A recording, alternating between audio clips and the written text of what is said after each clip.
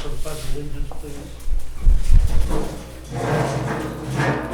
Pledge allegiance to the flag of the United States of America and to the republic for which it stands, one nation, under God, indivisible, with liberty and justice for all.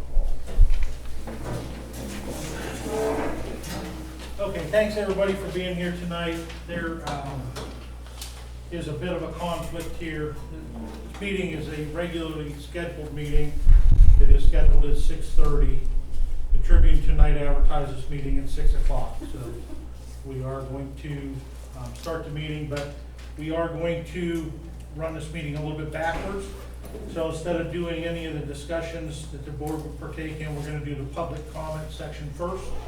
That way, if we have anybody coming tonight that wants to hear any of the regular business of the township, they won't miss that. So, do we have anyone here that wishes to comment to the board tonight? And if there is, state your name and address. Yes, sir. Bob Scott. What is it? 4701 Verona Street. Could you repeat that, sir? Bob Scott.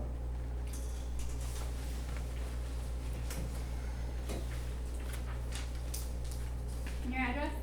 4701 Verona Street. Okay. Thank you. I was just wondering what happened to the money that was raised in Champions for playgrounds 15, 20 years ago, whatever it was. It was still available, or was It is. It's in a fund, special fund, earmarked for parks. And, we used a little bit of it for the engineering study in the beginning phases of the engineering study for the park. Other than that, the money still sits and is earmarked and is in control of the Township Board of Trustees. how much is left? 52,480, I believe.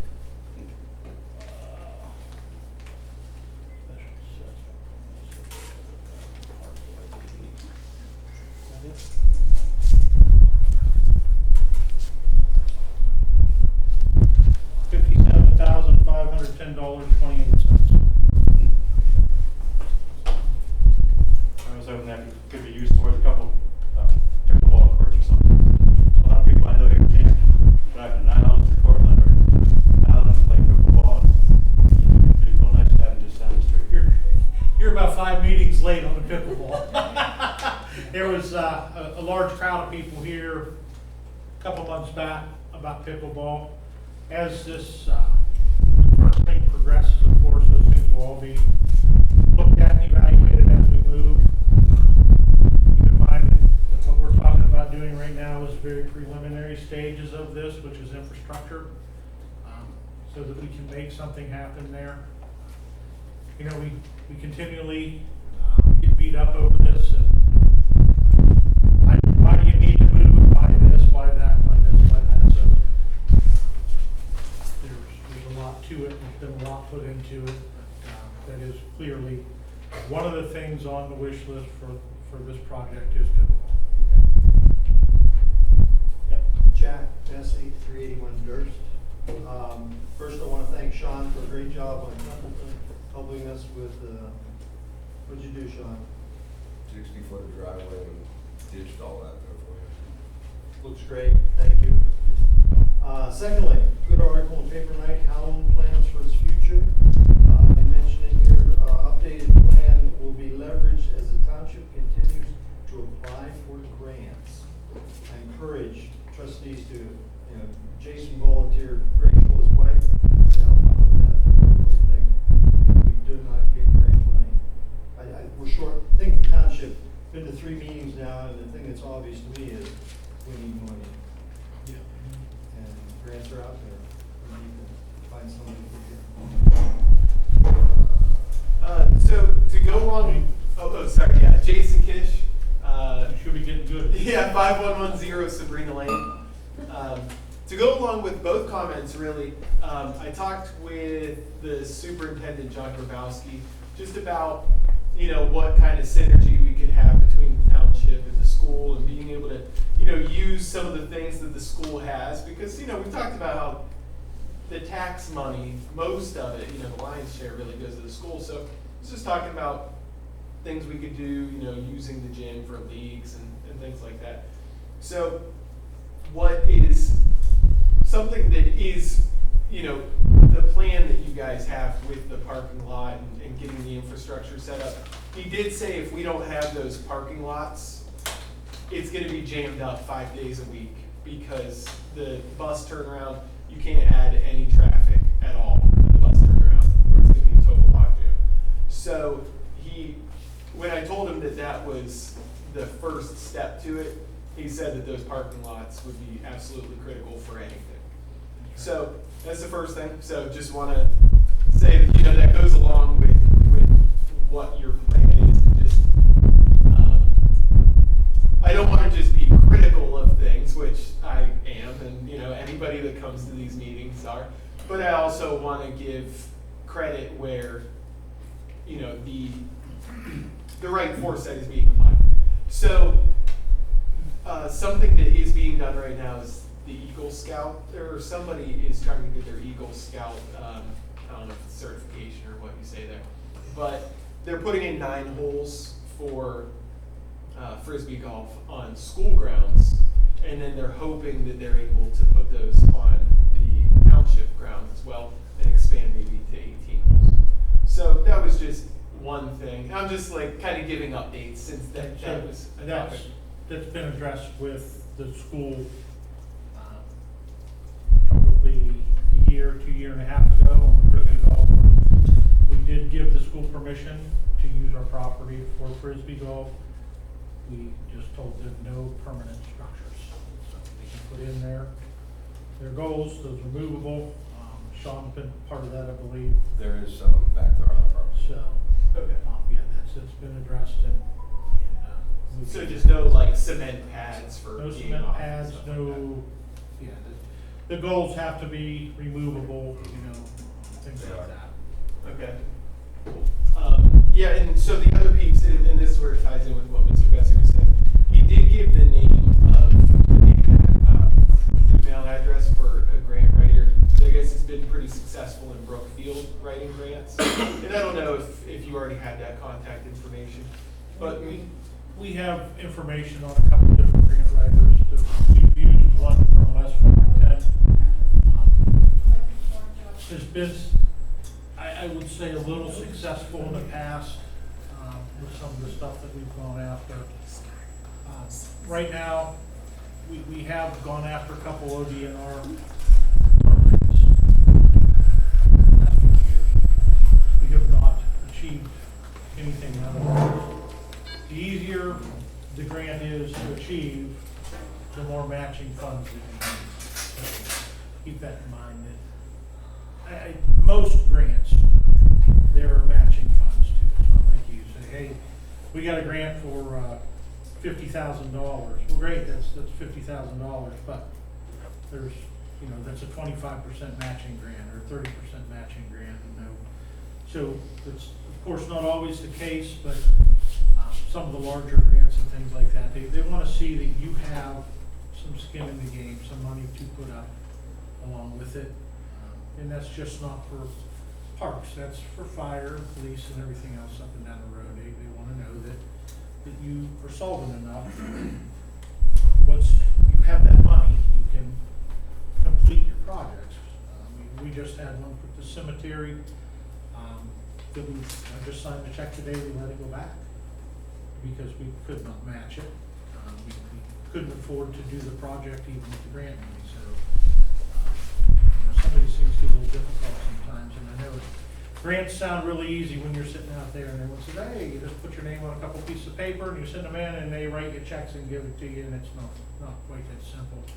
Grants are expensive, and so we constantly look for grants. Our department heads are constantly looking for grants. There's a million grants out there, you're right, there really is, but difficult to achieve them, and then when you do get them, you have to pay for them all at the same time. At this point, that has a lot to do with the parks and where we're at with that right now, is you have to be ready to move ahead with the project also. So if we applied for a grant a year ago, and we did through ODNR, and you're not ready for the project. And we had this problem with some of the fire grants that we applied for fire stations. We weren't shovel ready, to say. So yeah, this is where we want to put the fire station, but the property isn't shovel ready. So they immediately pass you on those grants because you're really not ready for your project. So some of what we're doing right now puts us in line and readies us to look at grants and to try to achieve some of that in the future. But right now, it's a slow process, and we are working on it. And we will continue to department heads in. Like I said, we have a green writer out of West Farmington that does some stuff. And continue to seek those and see where it takes us. Can I just ask a quick follow-up to that? So as far as timing goes and things that we're setting ourselves up for, what are some grants that we might seek? Like, is it something where we want to get our current project done that's slated, like for the park side of things, get rolling on that, get the infrastructure in, and then start looking for grants because we're ready to take on the next part? Is that kind of what we're looking to do? Well, I think most of that project is done in stages. So grants are pretty specific most of the time. In outdoor recreation, you may look at that and say, well, this grant, outdoor recreation, will cover a walking trail. It won't cover a pickleball court. So it'll cover this, but it won't cover that. So you're constantly, when we look at grants, you look at them and think, well, hey, look, we can get a grant for an ambulance. That's great. Let's put in for a grant for an ambulance. And you look at the rest of the grant and says it's got to be this, and this. Well, that's not going to work for us. So we can't necessarily utilize that grant. You're going to see, and I think there was some a few years ago that came through. Road department was looking for trucks, and they had grants if you wanted to go to CNG. It sounds great. Hey, we can get basically a truck for $1. But we can't fuel it here, so we gotta go all the way to Austintown every day to a CNG station to fill the truck up. The county got 4 of those, and every day I see those guys come out in the morning and go head south to go down first thing. The first 2 hours of their day are spent going to Austintown to fill them with fuel. Where's the savings in that? They got everything to put a CNG station in that county. Did they finally? Process of doing it right now. Process of doing it now. So, but those trucks have been here for 3 years. No longer now. So They had, every day, every work day, you have wasted 6 man-hours going to Austintown. If you'd taken the 6 hours of pay every single day that those men came to work and put that in a fund, you probably could have bought the trucks in cash. And I don't know, I don't have all the specifics on it, but that's the stuff that I'm talking about when it comes to grants. It looks good until you figure out that you can or cannot utilize that grant in a good way, And you're gonna see grants coming in the near future, I promise you, for electric vehicles. So, police department will be able to achieve grants for electric vehicles soon, and I'm sure the fire department, all this stuff, because that's what everything wants to go electric, and there'll be grants for that. But if you don't have the infrastructure to run it, hey, we got 10 new vehicles, but we can't charge them, so there's no good. So that's the deal, and that's what we have to watch, and that's what we're careful of. But yeah, I think this board agrees that we need to get a little better in grants. I'm not a grant writer by any means. Maybe Rex is, maybe Bill is, but we've done a few, and it's lengthy, it's time consuming, it's confusing, and it's legal. And that's, I'm not a lawyer, none of us are. So, we miss some stuff on those sometimes, and the grant gets moved on because paperwork was not exactly correct. Keep working on it, that's all we can say. Yes? Okay, I have a couple things. Name? Speaking about grants, we're Deborah Christ, 400 Lauder Avenue, Warren, Ohio. Speaking about grants, I'm going to piggyback off of you. We just missed quite a bit of money for police by not, writing a grant. Portland received $112,000. Warren City received $237,000.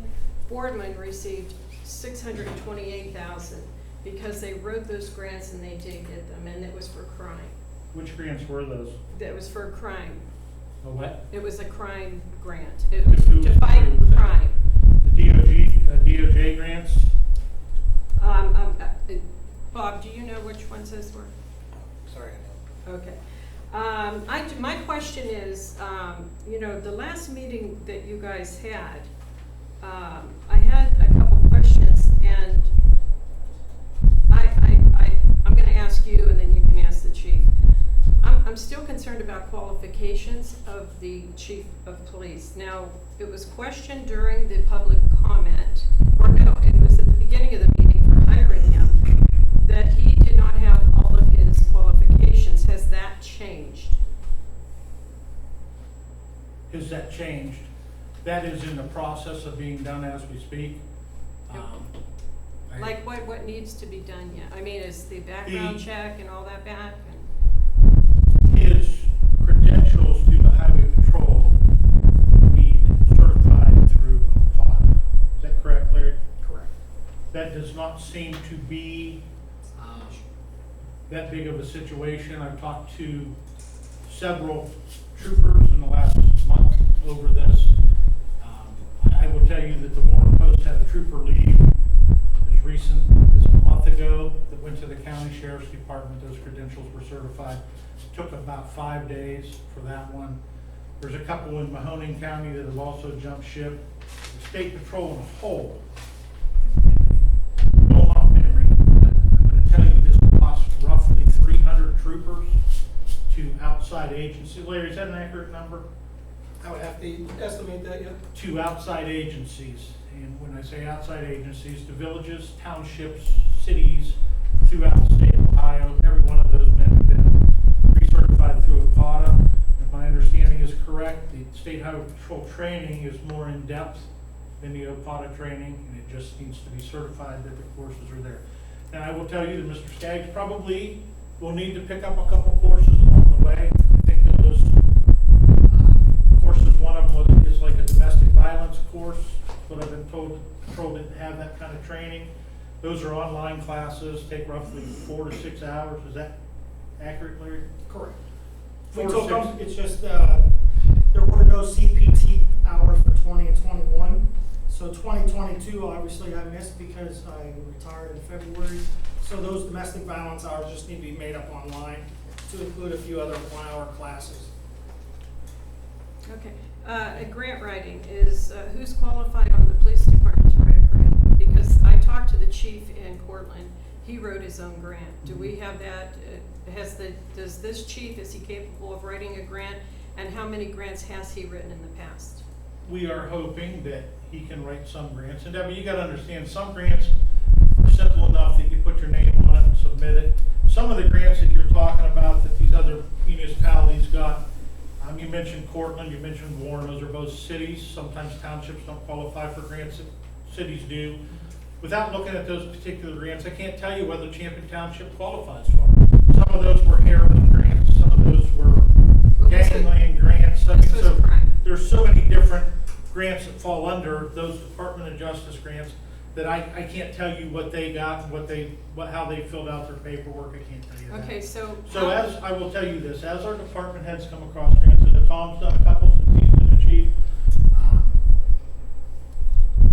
we of course are looking at Larry to do some, we look at Sean to do some. If they find grants that are over their heads, we simply request that they bring that to the board. We will take that to a grant writer if that's what we need to do. If we can help them do that, we will. But you gotta understand, we're not grant writers either. We are trustees. Right. We will do our best, which is what we've always done. This question was basically for him. How many grants has he written in the past? That I don't know. 0. Okay. All right, I have one more thing, and I want to ask Mr. Dempsey, is that correct, the fire? Okay. Has there ever been a time that you asked your firefighters not to talk to a trustee? A time not to? No, I prefer to be the chain of command. But have you ever restricted that? I haven't restricted them, no, hasn't become an issue yet. Okay. And how about the police? Have they been told not to talk to the trustees? They've been told to follow their chain of command. So that's not my question. My question is, has our officers been told not to talk to the trustees? They've been told to follow their command, and again, I believe the trustees are at the top. So then they've been told not to. Those men and women, of both fire and police, they're citizens. They should be able to talk to the trustees at any time. I believe in an open door policy. That to me is a red flag. That to me is a red flag when somebody tells me I can't talk to my boss. Because then I have to wonder, yeah, I just have to wonder what's going on. Can I have something? Hang on 1 second. I will start to address this. Number one, I will back my department heads as being the head of that department. If there's an employee in that department that has a problem, they should take that to their supervisor. And I'll talk to the fire department first. They have a captain. If you have a problem on the shift, you take that problem to your captain. The captain has a problem, he takes it to the next step. And the next step after that takes it to the chief. And if that problem's not resolved, the chief brings it to the board of trustees. When you have employees, and I don't care what department that they're in, they go directly to a trustee first and circumvent the chain of command within their own department. I think that's a bad idea, and I think that's a bad plan. There are chain of command. There are structures that are set up within departments and within this township, and that's the way it works. The trustees are not here to micromanage a department. Never have been, never will be. That's not our job. That's what our department heads are here for, Debbie.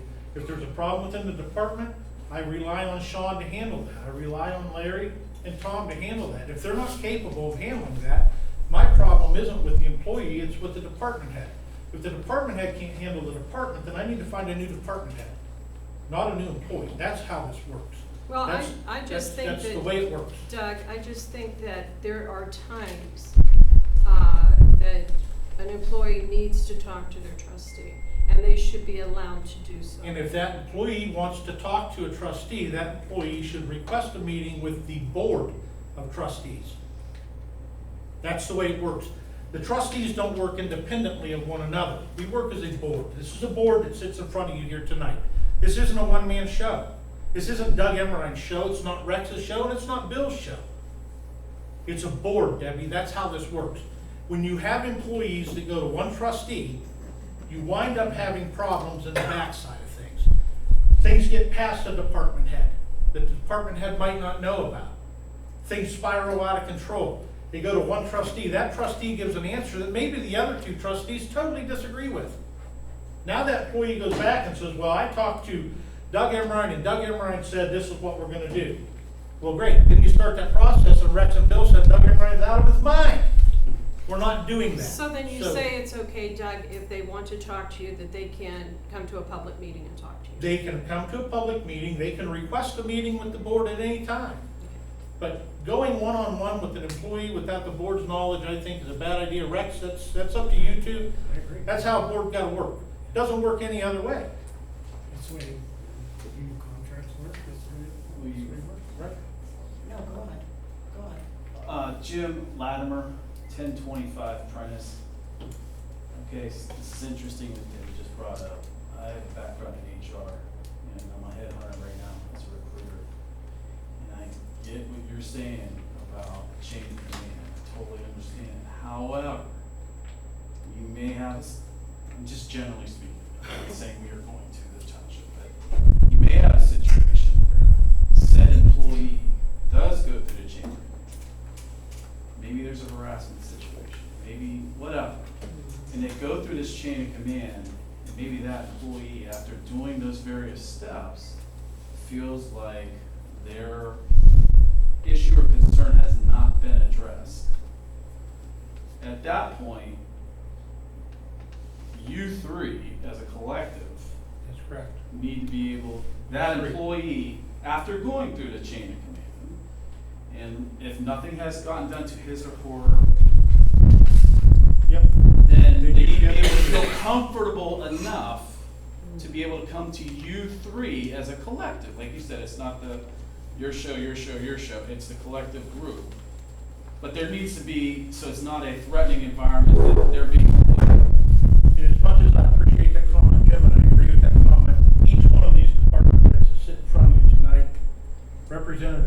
elected as a union. If it gets to that point, trust me, you've got grievance filed long Well, before. right, that's true. Long before we get to that. But not every point. single person in the township is in a union. This is exactly what I speak of right now. If you get a firefighter or a police officer that goes to Rex and brings a complaint to Rex. Right. And the other two trustees don't know, you have just circumvented the union. Right. We have to follow union contract. If we don't, we're gonna have a fair labor complaint on us. We're gonna get grievances filed upon us. And how would I expect a department head to handle a department if every time that something's not right in that department, they squirrel out and come to me? That's just, it's not gonna work. So we rely on the structure that's set up already. It was set up long before I got here, Rex built. And it's, like I said, it's a union. So we've had union problems. Trust me, when there's a problem within a department, you're getting a call from Jeff Perry or whoever, whichever union representative that is. But we have part-timers in the road, I'm just, John, speaking generally. Yeah, you're right, we do. You have seasonals in the road department, we have other folks, Courtney, you're elected, but you're not in a union. That's all I'm saying, like, I'm just using those as general things, not saying. So there should be, if it's not union, you're not going through CBA. It can't come to people. Yes, sir. Does it come to the board in a private meeting or does it come to the board in a public meeting? It could do it either way. You could request a meeting with the board. Yeah. That meeting would of course start out as a public meeting, and from there we go straight into an executive session with that employee. That would be discussed in the executive session, and then we will come out of the executive session back into a public meeting to make a decision on it. For the record, name and address, please. Yeah. Christy Christman, 126 Raymond Avenue. Did anybody else got anything tonight? Yep. Doug, you knew I was. Yeah, go gonna ahead. say something. Come on. Okay, so a couple of things. One, I've been hearing a lot of talk about we need to have matching funds for the grants for the park. Why can we not get the high schoolers involved who have to do community service to start raising funds for the park that they desperately want? Every high schooler in Champion has to have community service hours. And I'm telling you, Doug, just from having two kids that just graduated from Champion, it was difficult in this town to get their service hours in. Because every senior in the high school is looking for hours. You right? Doug, can I answer her? I was just interviewed by the Champion Times, and I offered all students community service hours if they would like to come and help me do the YouTube channel. That is very nice of you. You know, so, and I Where were offered, you 2 years ago? I offered them a stipend too. So that will be in the Champion Times. Okay. If I know there's